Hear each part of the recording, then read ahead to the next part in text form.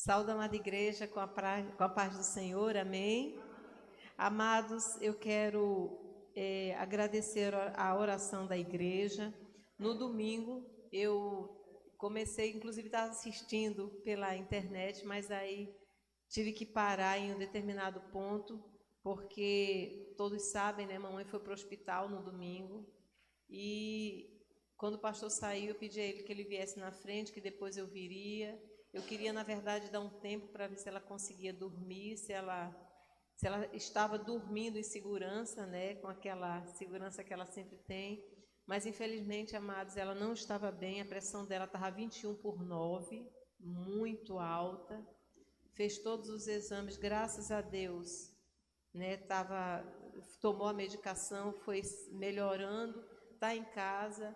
Nós temos que fazer alguns agora exames, né, principalmente de coração, para ver o que é que está acontecendo. Graças a Deus, os acessos de tosse diminuíram realmente, mas ela ainda está muito fraquinha. Até agora, quando nós saímos, ela olhou para mim e disse: eu não posso ir não, minha filha, porque eu estou... Minha perninha, ela fala sempre da perninha, e disse que não podia vir porque já não tinha muita força nem para andar. Aí eu até brinquei com ela, disse: até sábado. Sábado, quando o Celso chegar aqui, a senhora adquire forças. Aí ela ficou rindo lá e se deitou e ficou dormindo em casa. Mas que Deus possa ajudá-la, que Deus possa nos ajudar e que a igreja continue, né, orando por nós. Porque, amadas, essa fase é muito difícil, né?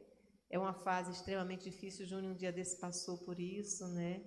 Irmã Débora, nós passamos. A Áurea também, há pouco tempo atrás, não foi, Áurea? Kika também.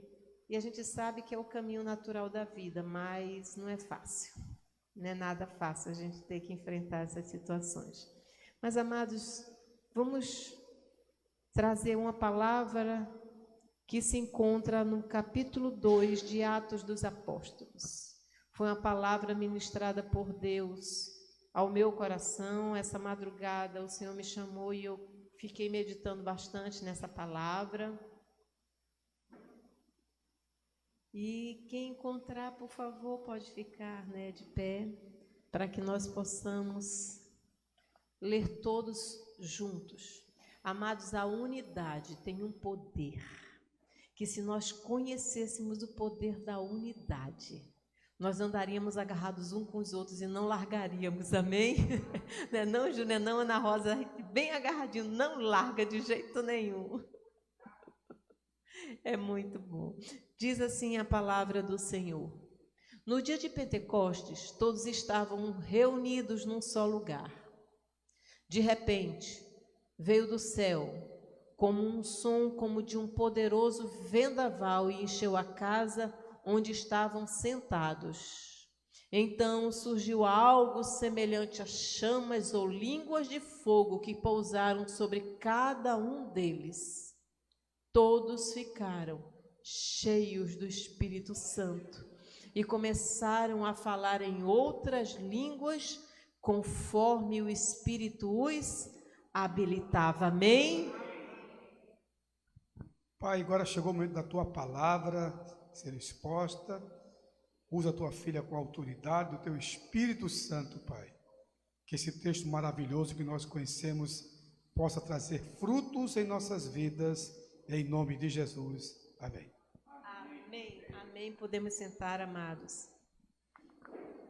Amados, existe coisa mais difícil do que relacionamento?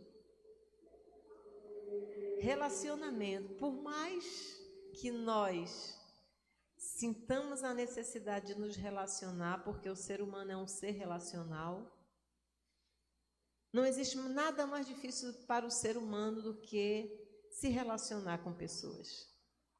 É uma coisa tão séria, mas tão séria, que Jesus, ele, em um determinado momento, ele fala que os inimigos do homem estão dentro da sua própria casa. É ou não é assim? Muitas vezes eu não sei se o texto bíblico ele fala de inimigos ou se fala de dificultores. Muitas vezes da nossa caminhada são as pessoas que andam conosco dia a dia. E isso é uma coisa muito comum, isso é uma coisa até racionalmente natural, se nós olharmos pelo lado racional. Por quê? Imagina que nós nascemos e nós crescemos com alguém. Nós sabemos, como os irmãos de Jesus sabiam, que aquele era Jesus. Eu não sei porque a própria Bíblia ela não relata com miudeza ou com muitos detalhes acerca do relacionamento de Jesus com os seus irmãos, nem mesmo com o seu pai. Nós temos poucas informações a respeito de José, o pai de Jesus. Nós temos mais informações a respeito de Maria, a mãe de Jesus. Dos seus irmãos, fala dos seus irmãos e fala de um irmão específico, que era Tiago, que se transformou em apóstolo. Mas, amados, nós não temos assim uma noção exata de como era o relacionamento, até mesmo porque, se nós nos reportarmos à época, amados, tem uma coisa muito interessante. Nós vivemos num ambiente espiritual. A casa do Senhor é composta de seres humanos, mas o ambiente aqui é espiritual. Amém? Nós estamos aqui para quê?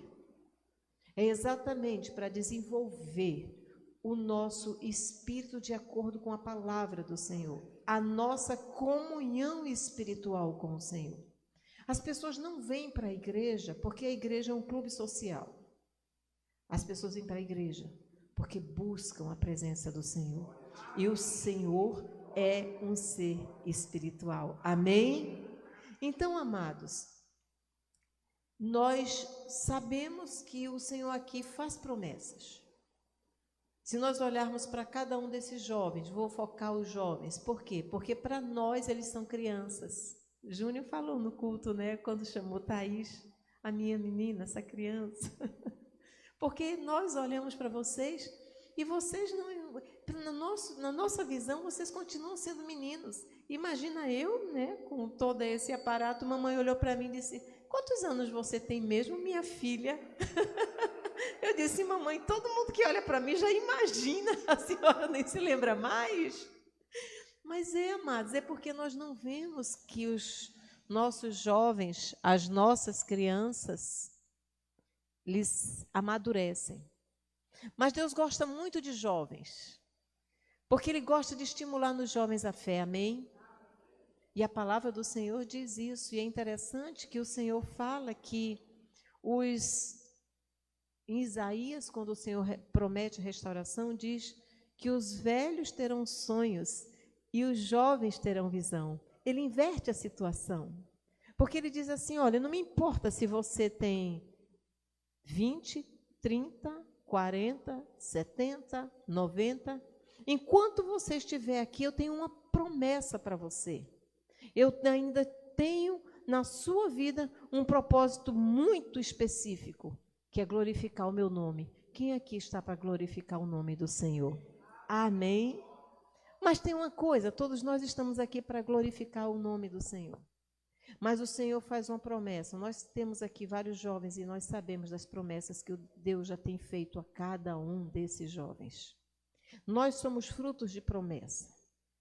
Quando Deus falou conosco, muitos jovens, alguns anos atrás, certamente nós não imaginávamos que seria como está sendo hoje, é ou não é? Nós nem sequer imaginávamos quando o Senhor diz: eu tenho uma coisa grandiosa na tua vida, porque eu quero te dizer uma coisa. Ninguém chega aqui para não ser selado pelos propósitos de Deus. E Deus não é Deus de coisas pequenas, mas Ele é Deus de coisas grandes. Mas Ele diz lá, através do profeta Zacarias: não desprezeis o início das pequenas coisas. Não despreze alguém somente porque ele ainda não está naquele alto que o Senhor disse que ia colocar, porque no tempo certo Deus vai colocar, e quem despreza não vai participar do banquete, amém? Porque Deus, Ele promete e Ele cumpre, amém? E é exatamente assim que o Senhor faz. Mas o Senhor, Ele dá uma palavra específica para um jovem, Ele dá uma palavra específica para uma pessoa mais madura, e nós não temos a noção do que Deus vai fazer. Quando Deus chamou Maria e disse assim: Maria, olha, Tu és bem-aventurada, porque em ti será gerado o Filho de Deus.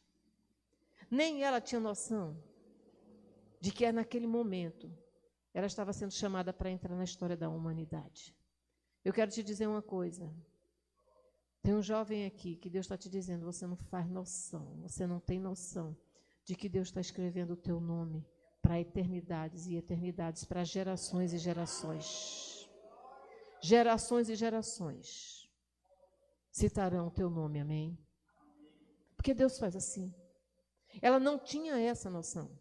E eu fico imaginando o relacionamento daquela moça a partir do momento da visitação do Espírito Santo. Deixa eu te dizer uma coisa, a partir do momento em que o Espírito Santo de Deus repousa sobre você, que a promessa do Senhor recai sobre a sua vida e que Deus começa a trabalhar de uma forma especial na sua vida, muitas pessoas se levantam, muitas situações se levantam. E como João estava falando aqui, quando nós estamos muito próximos das promessas e das bênçãos do Senhor nas nossas vidas, sabe o que acontece? Vem uma opressão espiritual tentando nos tirar do foco. A única coisa que nós precisamos é resplandecer e ficar em pé para receber a glória do Senhor que está nascendo sobre cada um de nós. Amém?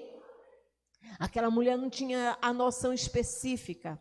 Quando Deus, através do anjo, falou com José, José não tinha a noção de que a sua casa abrigaria o Salvador do mundo.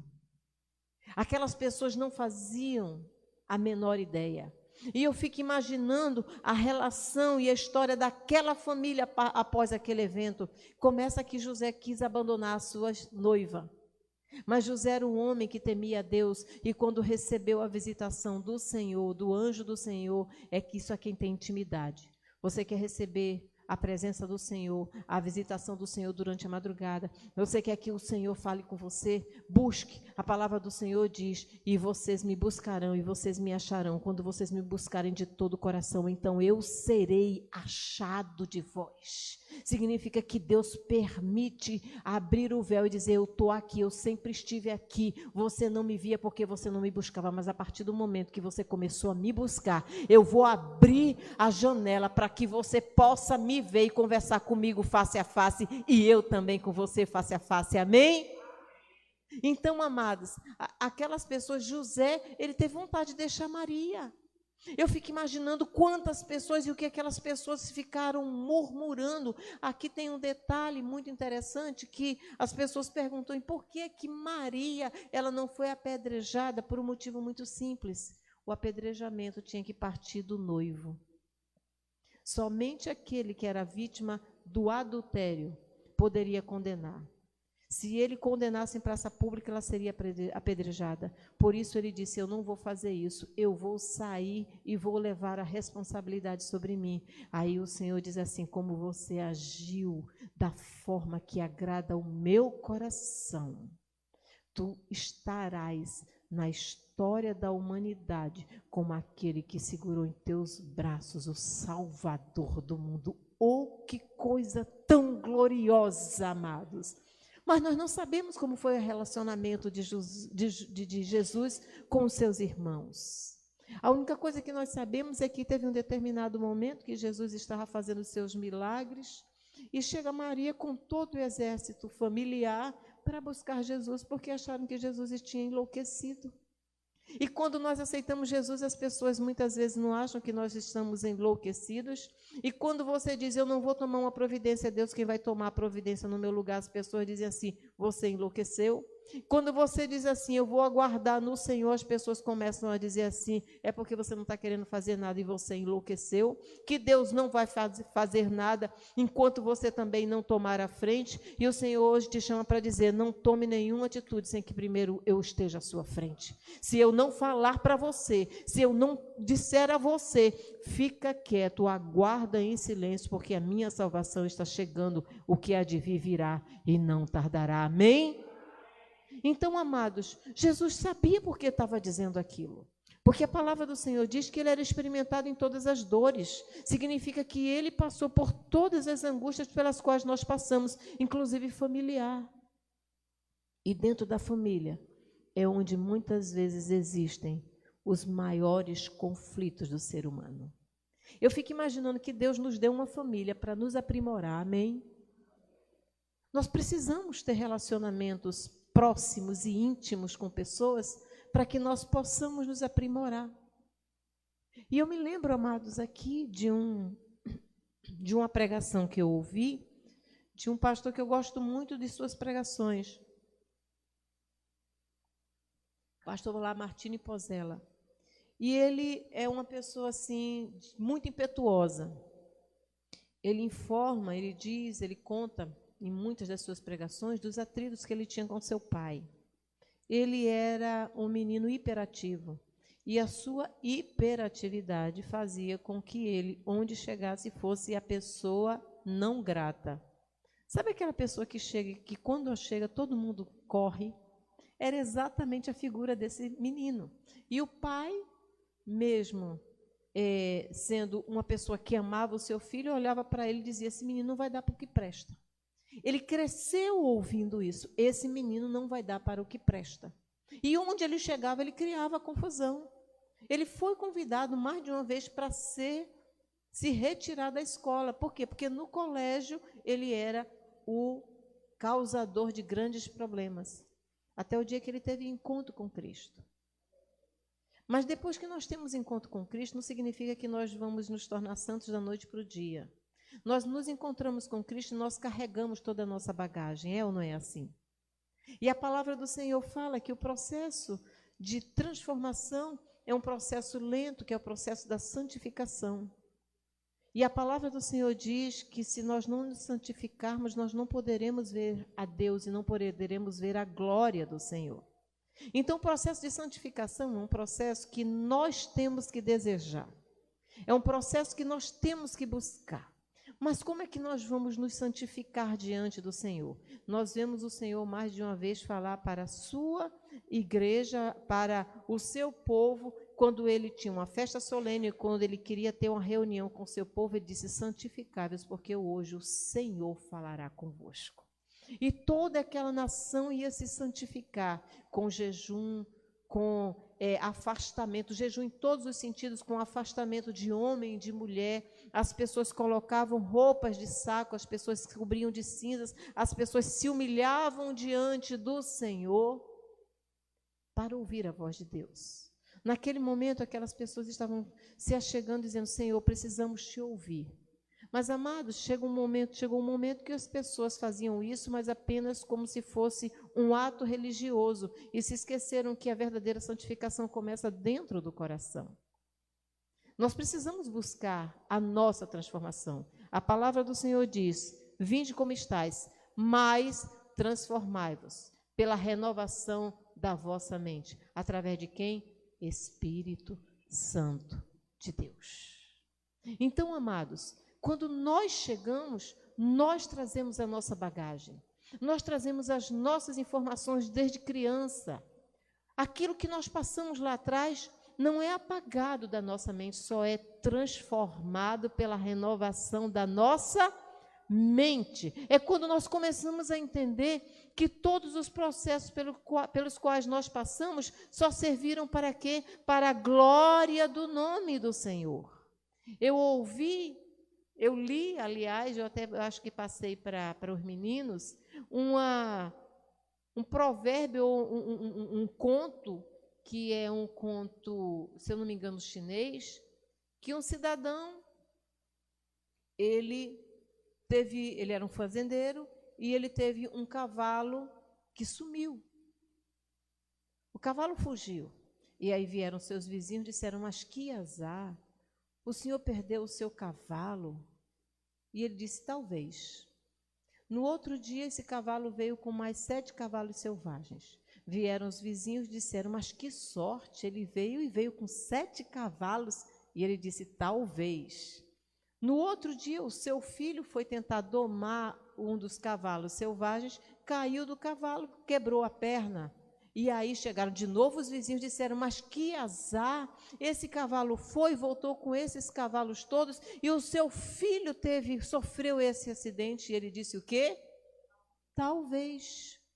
No outro dia chega o exército, indo buscar todos os jovens para participar da guerra, e o seu filho não foi porque estava com a perna quebrada. E aí chegaram todos os vizinhos, mas o senhor é um homem de sorte mesmo, porque o seu filho não foi porque estava assim. E ele disse o quê? Talvez todas as coisas contribuem para o bem daqueles que amam a Deus. Para nós não tem talvez, para nós tem certeza de que Deus está no controle de todas as situações da nossa vida. Amém? Mas porque hoje nós temos essa consciência? Porque a nossa consciência começou a ser renovada, a nossa mente começou a ser renovada pela palavra do Senhor, que diz: eu estou convosco todos os dias até a consumação dos séculos. Se Deus está conosco, nada acontece se Ele não permitir, porque se o mal vem te atacar, Ele se coloca na tua frente, Ele está com você. Se Ele permite, dizer assim, porque isso daqui vai trazer para ele, vai trazer para ela um peso de glória muito grande, amém? Ou seja, nossa vida está nas mãos do Senhor. Mas nós só começamos a pensar assim quando nós temos um verdadeiro encontro com o Senhor e sabemos que Ele está na nossa vida, governando todos os nossos passos. Mas, amados, essas bagagens que nós temos vão influenciar e vão interferir no nosso relacionamento congregacional, no nosso relacionamento familiar, no nosso relacionamento dentro do nosso trabalho, na nossa vizinhança, por onde quer que nós passemos. Todas essas marcas ou esses traços do nosso caráter, que é exatamente quem nós somos, vai direcionar a nossa vida e o nosso relacionamento. E aí, então, amados, nós vemos a seguinte situação. A nossa irmã ali estava falando, foi Tilio, não foi Tilio, que estava falando que está com um problema de vizinhança. 2 vizinhas, quantos anos são vizinhas? Né? 4 anos. E agora surge entre elas um conflito que vai parar onde? Na justiça. Ontem, eu estava no meu gabinete, chega uma senhora, uma pessoa esclarecida, que trabalha no órgão público, e diz que quer falar comigo. Daqui a pouco, essa pessoa diz, se a doutora fulana, ela vinha falar a respeito de uma colega, se a doutora fulana não resolver, eu vou para a corregedoria. Quando eu olhei, eu disse, isso aqui não tem nada a ver com a doutora fulana. E eu disse, eu vou atendê-la. E essa pessoa veio com seu irmão. Amadas, olhei, disse, meu Deus do céu. Ainda disse para ela, eu disse, olha, não se preocupe não, porque Deus, Ele está no controle de todas as coisas e essas situações vão ser resolvidas. Ela disse, eu não confio na justiça. Com isso, ela disse tudo. Eu disse, bem, se a senhora não confia na justiça, você não tem por que procurar a justiça. Porque a senhora não confia. Não é assim mesmo, amados? Ou seja, eu comecei a olhar para aquela senhora, uma mulher de 72 anos de idade, mas nós começamos a perceber os conflitos que a pessoa muitas vezes gera. É ou não é assim? Digamos um casamento. Nós temos uma bagagem. A minha história é uma, a história do pastor é outra, completamente diferente. Em determinados momentos, essas histórias elas não vão se encaixar muito bem. E se nós não soubermos, amados, ter o caráter de Cristo, buscar em Cristo a resposta e seguir verdadeiramente o caminho que Ele nos traçou, certamente os nossos relacionamentos não serão bem-sucedidos. Porque existe uma coisa muito interessante, sabe qual é? Eu. Quem aqui casa por quê? Eu me caso porque eu quero. Até a Ayana, alguém perguntou a ela recentemente por que ela estava casando. E aí a pessoa disse, por que você está casando? Ela olhou e disse, porque eu quero constituir uma família. E a moça olhou e disse, foi a primeira vez que alguém me deu essa resposta. E essa pessoa trabalha com casamento. Ela disse, nunca ninguém tinha me dado essa resposta. Geralmente as pessoas dizem, porque eu amo e quero ser feliz. Amados, quando nós entramos, ou então quando nós nos relacionamos com uma pessoa, ou então quando nós temos algum emprego, até mesmo na relação de emprego, quando nós pensamos que nós estamos ali por nossa causa, nós temos uma grande chance de sermos mal sucedidos. Sabe por quê? Porque Deus, Ele trabalha no coletivo, Ele não trabalha no individual. Nós somos cheios de sentimentos. Nós temos um corpo, nós temos uma pele que nós tocamos e nós sentimos dor, e nós sentimos prazer, e nós sentimos alegria. Nós temos uma mente que por onde passam todas as nossas informações, e nós temos um coração, uma alma que também pode ser tocada por palavras, pode ser tocada por atitudes. Amado, se existe uma forma de você alcançar uma pessoa, é através de palavras e através de atitudes. E muitas pessoas maldosas, maliciosas, e aí os jovens tomem isso como uma lição, muitas pessoas maldosas, sabendo dessa nossa sensibilidade, utilizam esses canais para nos levar ao engano. É ou não é assim? Vem com palavras bonitas, mas depois você percebe que o príncipe virou sapo e que a princesa virou uma megera, virou a bruxa. É ou não é assim? Muitas vezes pessoas, elas vêm não apenas com palavras bonitas, com atitudes bonitas, e às vezes a pessoa se apresenta tão bela, mas lá dentro, na sua alma, só é um sepulcro caiado, ou seja, são pessoas que falam muito bem, mas que na vida, no dia a dia, a pessoa, ela não é aquilo que ela diz. E aí vem o que quando isso acontece? Uma coisa chamada frustração. E a frustração, ela vai atingir quem? A nossa alma. E se existe um sentimento que destrói o ser humano, chama-se frustração. Alguns tempos atrás, eu acho que uns 2 anos, Júnior, você começou a trabalhar em um lugar, não foi? E aí, quando você chegou lá, que você viu o testemunho, você ficou como? Frustrado. A frustração traz uma angústia para a nossa alma. A frustração traz dores emocionais. A frustração traz decepção. Quem aqui já teve decepções na sua vida? Todos nós. Todos nós. Nós fomos com um coração tão aberto e de repente nós nos deparamos com uma pedreira que nós vamos precisar derrubar. O mundo é assim, porque o mundo jaz no maligno. No entanto, amados, na casa do Senhor, nós viemos aqui para quê? Senhor, transforma. Transforma-me, Senhor. Transforma minha alma, transforma o meu coração. Eu não quero ser quem eu sou, eu quero ser quem Tu queres que eu seja. Mas para que isso aconteça, amados, nós precisamos fazer aquilo que Jesus fala lá no capítulo 11 de Mateus.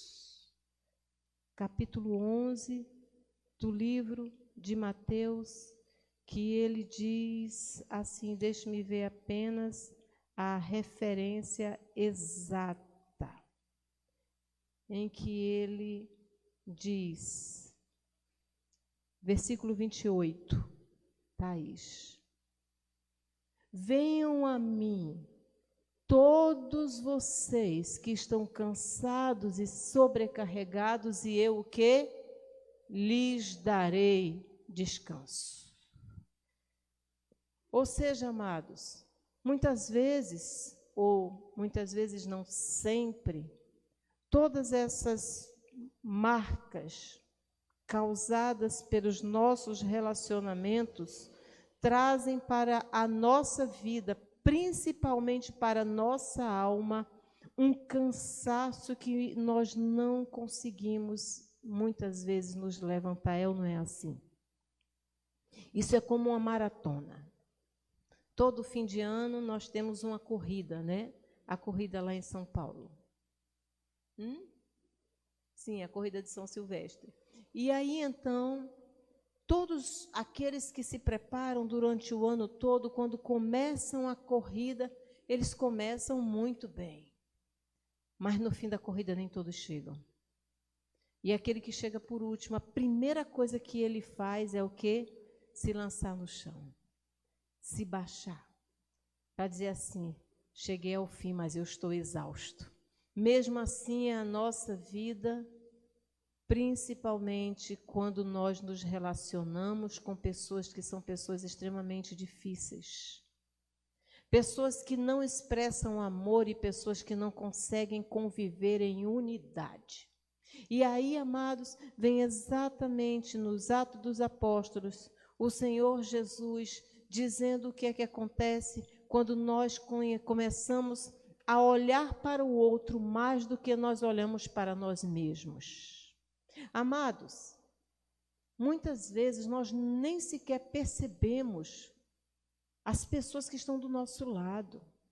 Às vezes a pessoa está doente, às vezes a pessoa está demonstrando até mesmo por suas reações físicas que ela está totalmente esgotada. Existem pessoas que veem o esgotamento do outro, mas assim, mas isso não me interessa, isso não é um problema meu, é ou não é assim? A pessoa está procurando o seu bem-estar. A pessoa está procurando apenas viver a sua própria vida e não se preocupa em dialogar. Não tem pessoas que quando você começa a dialogar, você diz assim, não dá mais para conversar. E o que acontece quando você quer dialogar com alguém e você percebe que se você continuar o diálogo, aquilo dali vai chegar a um nível insuportável. E o que é que você faz? Você se cala, mas quando você se cala, o que é que acontece? Uma ferida se abre e não consegue se fechar se Jesus não estiver no nosso barco. Não é assim, amados? Às vezes, amados, nós estamos convivendo ou temos que conviver com pessoas, isso em qualquer esfera da nossa vida, porque nós começamos a nos relacionar no dia que nós nascemos. A nossa neta, minha neta nasceu, e aí então ela começou a se relacionar com quem? Com o pai e com a mãe. E desse relacionamento vem o quê? Vem uma estrutura dessa pessoa que está sendo formada. Lá na frente, essa criança, ela vai expressar nos seus relacionamentos aquilo que ela recebeu. Existem pessoas que não receberam amor. Como é que essas pessoas podem dar amor se Jesus não transformar a sua alma? Amados, isso é uma coisa muito séria. Existem pessoas que passaram a vida toda só recebendo críticas. Essas pessoas são temerosas, essas pessoas não conseguem reagir. Essas pessoas, em determinados momentos da sua vida, elas querem fazer feito avestruz, elas fazem um buraco e querem enterrar a cabeça, mas não adianta, você estar no mundo e nós precisamos reagir. E o Espírito Santo de Deus está aqui para quê? Para nos restaurar. E se existe um ambiente de restauração, se existe um ambiente de restauração, se existe um ambiente de cura, é a casa do Senhor, é a presença do Senhor, amém? Eu fico imaginando, amados, aquele Ato dos Apóstolos. Nós sabemos como foi a história. Jesus Cristo morreu, Jesus Cristo subiu aos céus, Jesus Cristo, ele assentou-se à direita do Pai, mas ele deixou uma igreja cheia de falhas. Qual é a igreja? Aqui muitas pessoas vieram de outras igrejas, porque se mudaram, porque estavam afastadas, se reintegraram à igreja. Quem aqui já participou de alguma igreja perfeita? Eu participava, o pastor participava, nós participávamos de uma das maiores igrejas do estado. Haja imperfeição. Aqui é pequeno, tem problema? Imagina nas grandes. Haja imperfeição. Mas a imperfeição não é da igreja, a imperfeição é nossa. E nós estamos aqui, sabe para quê? Para sermos restaurados. Nós estamos aqui para quê? Para fazermos parte de um corpo que olha para o outro, que ama o outro, apesar dos defeitos. Amém? E, amados, se nós começarmos a cortar as nossas relações, se nós começarmos a deixar nos contaminar por todos esses problemas causados pelos nossos relacionamentos, sabe o que é que vai acontecer? Nós estaremos sozinhos no mundo. Aí vem, nos Atos dos Apóstolos, o início de uma igreja. As pessoas foram tão impactadas por Jesus Cristo. Porque qual foi a maior marca de Jesus em relação ao homem? A mesma marca do Pai. Ele disse, eu e o Pai somos um. Quando os apóstolos pediram, nós queremos ver o Pai. Aí ele disse, vocês estão comigo até hoje e vocês ainda me pedem para ver o Pai? Quem me vê, vê o Pai. Por quê? Porque eu não faço a minha vontade, mas eu faço o quê? A vontade do Pai que está nos céus. Então, amados, quando Jesus, ele disse, e ninguém toma minha vida, lá quando chegaram aqueles seus, aquelas pessoas que foram prendê-lo, aqueles soldados que foram buscá-lo para levá-lo para a cruz, para levá-lo para ser julgado pelas autoridades humanas, ele disse, olha, ninguém toma a minha vida, eu mesma dou. Pedro quis se levantar e dizer, Jesus, eu vou tomar a sua frente. Jesus disse, coitado de Pedro, eu aqui tomei a tua frente, Pedro. Sabe por quê? Porque Satanás pediu para se andar contigo e eu roguei ao Pai e não permiti. O Pai não permitiu por causa da minha oração. Com outras palavras, nós não precisamos tomar providências porque Deus é a nossa providência. Amém? E amados, Jesus disse, eu aqui estou dando a vida. Sabe por que eu estou dando a vida? Porque eu estou comprando, eu estou remindo um povo, uma nação santa, um povo preparado para a minha glória. Propriedade minha. Eu quero te dizer uma coisa, você é propriedade de Jesus. Ele diz, quem toca em você, toca na menina dos olhos do Senhor. Nós não temos essa noção do que isso significa, amados, mas o Senhor todo o tempo está velando sobre nós, todo o tempo Ele está olhando para nós, todo o tempo Ele está nos ajudando, todo o tempo Ele está nos fortalecendo, todo o tempo Ele está nos cercando com a sua bondade. Ele está dizendo, fica quietinho, eu sei o que você está passando, mas vai chegar um momento que você vai glorificar o meu nome, porque eu estou tomando conta de você. E tem mais, uma palavra específica aqui para alguém. O Senhor, Ele sabe que você está no seu limite, o que há de vir virá e não tardará. Quando aqueles homens viram o que Jesus fizera, e depois aquelas pessoas começaram a ser inundadas por algo diferente no seu coração que elas não conseguiam entender. Elas começaram a se reunir. Eu quero te dizer uma coisa, você só se reúne com quem tem os mesmos propósitos que você, amém? Quer se dar bem na vida, jovem? Esteja ao lado de pessoas que se reúnam com os mesmos propósitos que você se reúne com elas. Nunca se coloque na cova do leão. A própria palavra do Senhor diz, poderão porventura dois andarem juntos se não tiverem o mesmo sentimento ou não estiverem andando na mesma direção, ou que não estiverem em comunhão de desígnios? Não pode. Não pode. Mas aí vem o Senhor e começa a restaurar a nossa comunhão.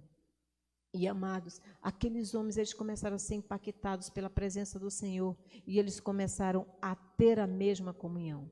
Eles começaram a ter o mesmo propósito, buscar a presença do Senhor. Eles nem sabiam por que estavam buscando. Eles simplesmente sabiam que um amor estava inundando seus corações. Eles não sabiam o que ia acontecer depois, mas eles sabiam que havia um Jesus que havia sido morto pelos homens, mas que tinha ressuscitado, que já tinha passado com eles alguns dias depois da sua ressurreição. 40 dias ainda esteve com eles, e que eles viram que ele subiu ao céu, e eles disseram, eu vou para lá, porque ele me disse que estava subindo para preparar para mim uma morada. Ou seja, pessoas que estavam desenganadas, pessoas que estavam sendo os prisioneiros dos homens, os prisioneiros das almas, aquelas pessoas que estavam angustiadas, todas elas disseram, eu tenho um refúgio no Senhor, que é Jesus Cristo. Eles se reuniram com um único propósito, e a palavra do Senhor disse que no dia de Pentecostes, todos eles estavam o quê, amados? Reunidos. Por favor, versículo 1. Eles estavam o quê? No dia de Pentecostes estavam o quê? Onde? Em que lugar nós estamos no mundo espiritual? Qual é o meu lugar no mundo espiritual? Muitas vezes nós estamos aqui ou agora, mas quando saímos daqui, estamos no mundo. Nós precisamos tomar uma decisão. Qual é o meu lugar? Deus te dá de liberdade para você decidir qual o lugar onde você quer estar. Com quem eu estou me reunindo? Quais são as pessoas e quais são os objetivos, quais são aqueles indivíduos com os quais eu estou me reunindo? Aquelas pessoas têm os meus propósitos, aquelas pessoas têm os mesmos objetivos, aquelas pessoas têm a mesma fé que eu tenho. E aí vem Jesus, no capítulo 11 de João, 17 de João, e faz uma oração antes de partir. E ele diz, lá no versículo 9, Thaís, por favor: minha oração não é por este mundo. Ele é muito específico, ele diz, eu não tenho propósito com o mundo. Ele mesmo disse, olha, o meu reino não é deste mundo. Porque as pessoas pensavam que Jesus tinha vindo para se constituir rei com a toga de Davi. Mas ele disse, o meu reino não é deste mundo. O meu reino é celestial. É gozo, paz e alegria no Espírito.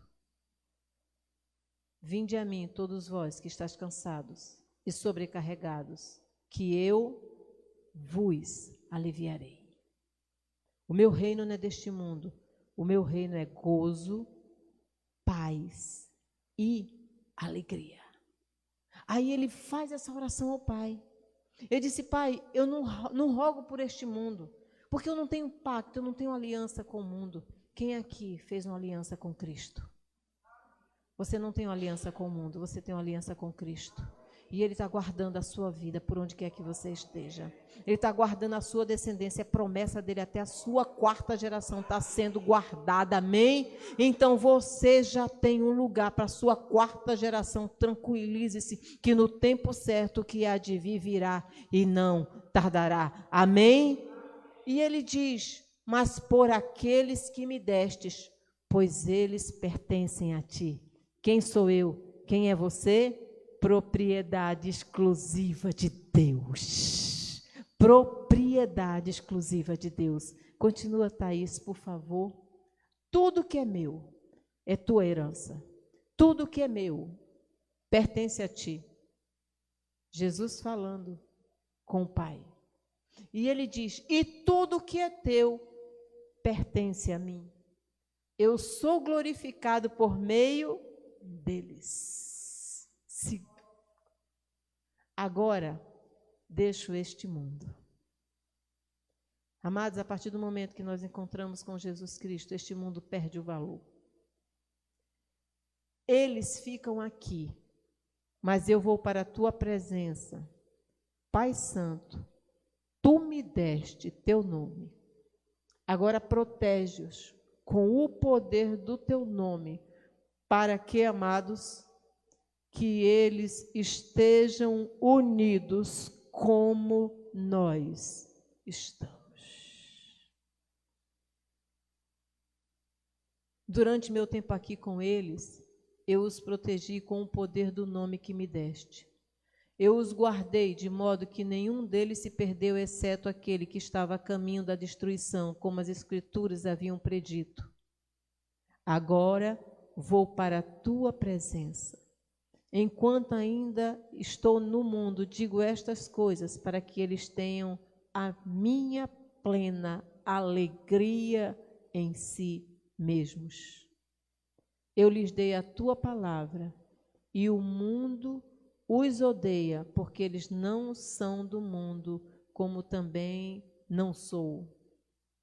Não peço que os tires do mundo, mas que os proteja do maligno. Amados, que lição. Quando Jesus disse, Senhor, Pai, tudo que é meu é teu, tudo que é teu é meu. Eles vieram para a minha glória, com outras palavras, eles são teus. Por isso ele diz, protege-os. Deus está te dizendo, eu não vou tirar do mundo, te tirar do mundo, eu não vou te tirar das circunstâncias do mundo, mas eu estou te guardando do mal. Quem aqui crê? Mas para isso, amados, versículo 22, por favor, Thaís. É necessário que nós sigamos essa ordem do Senhor, ou esse ensino de Jesus Cristo. Eu dei a eles a glória que tu me destes, para que sejam um como nós somos um. A unidade, amados. Agora, Thaís, por favor, 3 de Atos dos Apóstolos.